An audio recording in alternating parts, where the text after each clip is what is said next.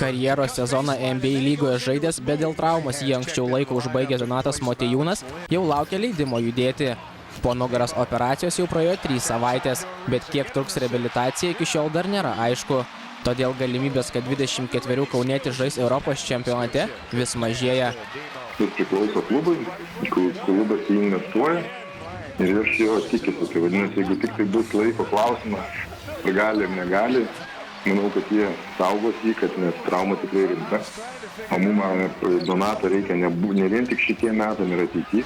Mes irgi už sveikatą, ne už, kaip sakyt, pasiaukojimą rinktinį. Mindaugas Špokas nelinkęs krepšininko nurašyti anksčiau laiko, bet taip pat netrykšta ir optimizmu. Priešinga situacija Manto Kalniečio stovykloje. Lietuvos rinktinės įžaidėjas paneigė visas daktarų prognozes ir sveiksta greičiau nei tikėtasi. O Mantas švytintis.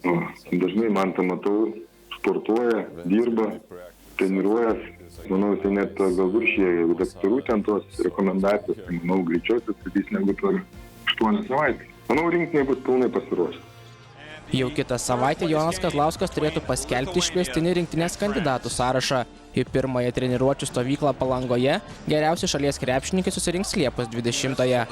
Jaunius Sarapas, Sport 1 žinios.